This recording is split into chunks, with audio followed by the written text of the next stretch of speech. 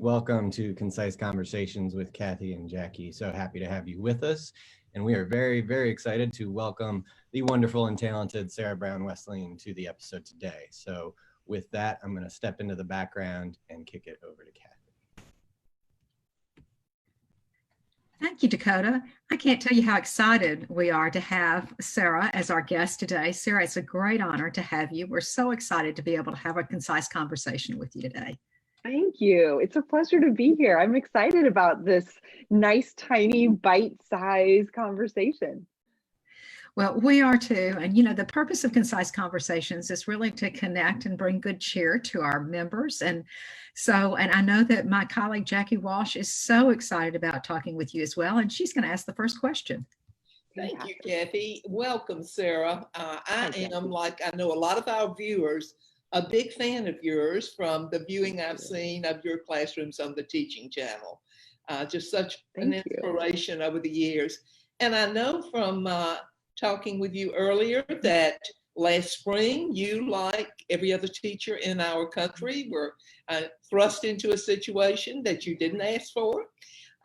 You continue to teach, I know, at Johnston High School in Johnston, Iowa. And you had high school students who were suddenly put in a situation they hadn't expected either. Now we're looking at 2021. And I'm just wondering, in the face of all of this uncertainty, all of this unpredictability, what are your thoughts as a committed, innovative teacher? How are you thinking about this year? Well, I think like all teachers, I'm thinking about it with a degree of heaviness. It's a really heavy conversation because it's not a simple conversation.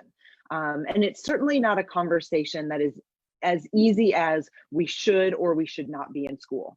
I mean, it is just much more layered than that.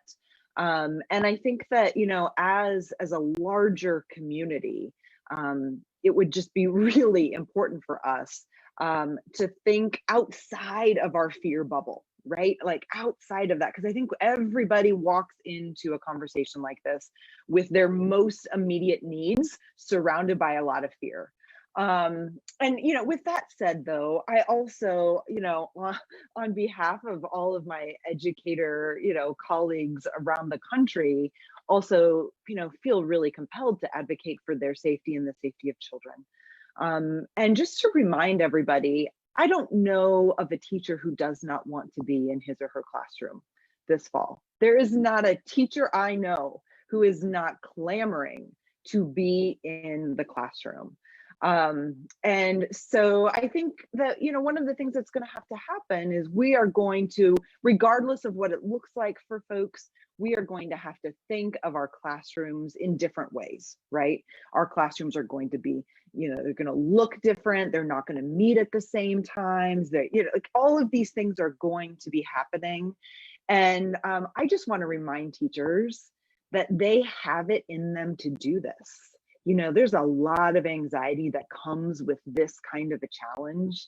And I just want to remind them, like, they have it in them because everything that they need is what they already do in the classroom. They're flexible. They have to think on their feet. They have to design quickly, all of those things. If there's one thing that I could kind of really push, I would say that we shouldn't think about recreating school days if you have to go online. I think you have to rethink what they look like. I think trying to recreate exactly what it looks like in an online environment, I don't think that it works, So I think our challenge and our opportunity is to rethink.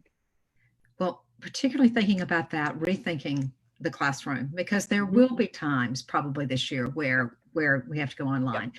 And we have been very fortunate. You're going to be working with us with a colleague, Paul Teskey, on some courses. Can you tell our guests a little bit more about that, please? Absolutely. Well, Paul and Teskey and I are really excited to be doing a series of workshop courses for teachers to help them get ready to take on this challenge with, the experience that they've already had, some insight and some wisdom, right? And then some really practical strategies. So the portion of this that I'm going to work on is something that's really, certainly really near and dear to my heart as an English teacher, but not just as an English teacher, just as a facilitator of learning and thinking in general, but how to have those online discussions. You know, I worked with so many teachers in the spring who said, you know, we got on Zoom and then nobody said a word. And everybody talked when we were face to face, but they didn't talk online. You know, like, how do we do that? So there are some really manageable shifts that we can make in how we approach setting up those discussions. And so that's really going to be the focus of this workshop and course that we're going to offer, specifically the one that I'm going to focus on. Well, I'm even more excited to have made the decision to participate in your online course, Sarah, because I am looking forward to learning from you, and discussion is near and dear to my heart as well. I've spent a lot of my life really looking at questions for discussion. So I wonder if you would talk specifically about one, at least, of those manageable shifts that you think we can make in order to take some of what we love to do in class to that virtual environment. Absolutely. You know, I think actually one of the first steps is to think about two kinds of scaffolds. So I think when we approach online discussions, we already know about scaffolding content, right? Teachers already know about that, but we have to combine that with scaffolding engagement. So we cannot just put students in an online environment, ask them a really big question, and expect a discussion to happen, right? That we have to walk them into it. And so it starts with building the community online. It starts with developing trust online. And I think there are really specific ways we can do it. One of my favorite things to do at the beginning of any online discussion is just to have everybody go to the chat window, say hello, put an emoji in there that's, you know, describes how they're feeling today. You know, kind of in my own classroom, a lot of times we do kind of like questions of the day kinds of things. So sometimes I'll throw one of those in there. What's the best thing you've eaten this week, or whatever it is. And it just gives everybody a little chance to start to engage, because we have to explicitly teach our learners how to engage on this platform. You know, we cannot assume that just because they're always in front of a screen that's the size of their palm of their hand, that they're ready to engage fully in this other screen as well, right? So it's a lot of that explicit scaffolding. It just makes me so excited to hear you talk about that, and really the interactive nature that teachers can create for their students in this Absolutely. time. Absolutely. You know, I told you I wasn't going to ask this, but you've just intrigued me so much. Thinking about, you know, we try to see silver linings in situations, and so we were talking about, is there a silver lining in this this world that we're facing right now? And so I asked you, I would love for you to speculate about what education might be when we're able to have confidence that we can have school back where we're all together. Yeah. Well, yes, I think that there absolutely has to be a silver lining in this. And I think it's going to be one of our own making. You know, I kind of like I'm a believer that pain has to have purpose, right? Like suffering has to have some purpose. And so that probably comes from my literature background, right? Like the human experience.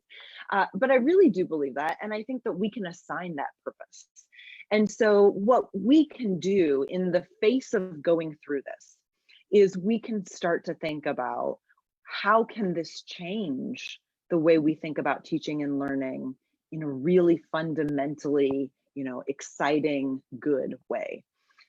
We have been having conversations in this country for a very long time about how school could look different. We have been having conversations for a long time about competencies and seat time and what actually mastery looks like. I mean, this is kind of where that standards movement came from, right? That there was this this undercurrent of these conversations. So I absolutely think that this shift can kind of shake the foundation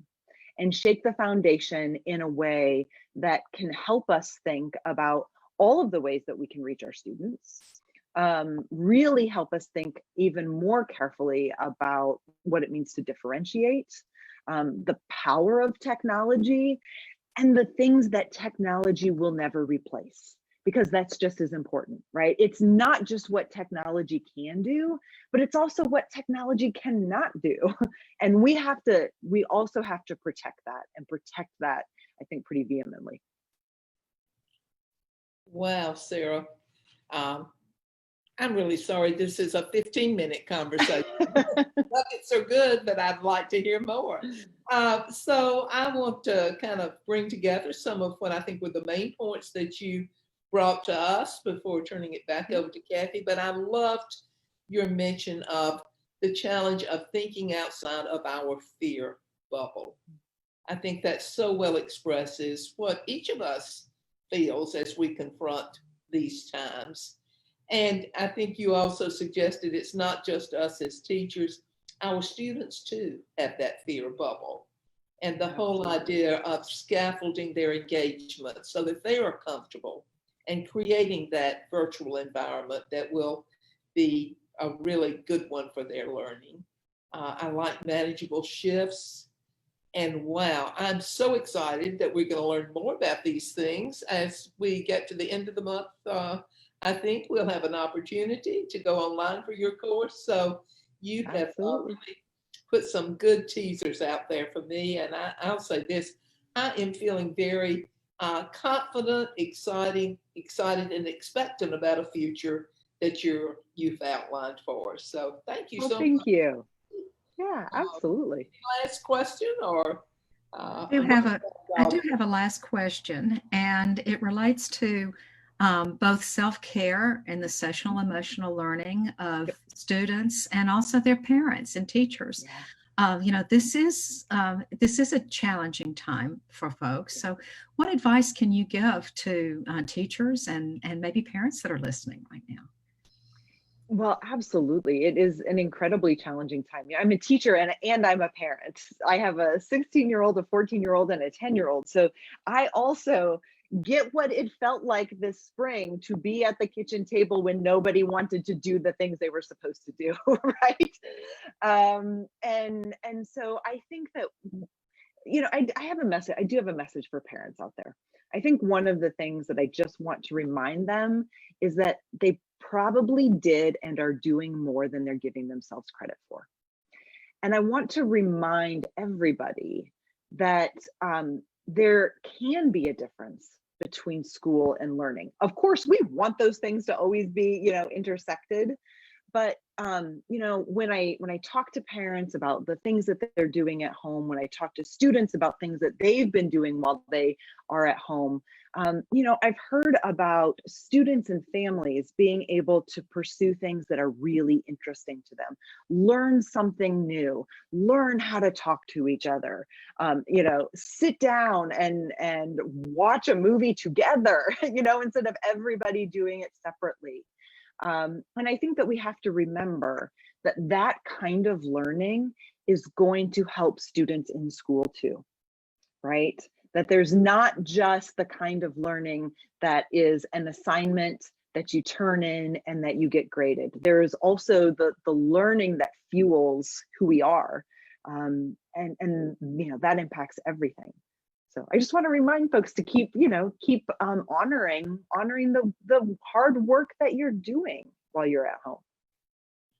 I think that's so true, Sarah. I think both teachers, parents, and all of us need to give a little pat on the back, be grateful for the silver linings, be sad for those who've suffered so, but to know that we do have collectively the determination to make tomorrow a better day. And I'm really excited to hear how my students grew in ways that they wouldn't have grown if school had been like it always was.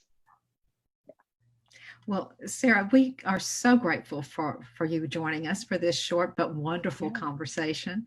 And thank you so much. And I hope many of the folks that are watching and even more will join you for the online course. So I'm going to turn it back to Dakota, who's going to give information about how people can access the course and then also preview our guest for next week. Wonderful. Thank y'all so much. It was a great conversation. Thank you, Sarah, for being our guest. We really do appreciate it. Next week, we have Jenny Donahue for our guest. We're very excited for that as well. We're really getting some superstar guests recently, so it's been great. If you want to register for those courses that Sarah previewed, the link is in the comments section for this live stream. So just check out that link. If you need anything else or have any questions about the course or questions about Concise Conversations, please email me at dakota@aplusala.org. Thank you again for tuning in, and we will see you next week.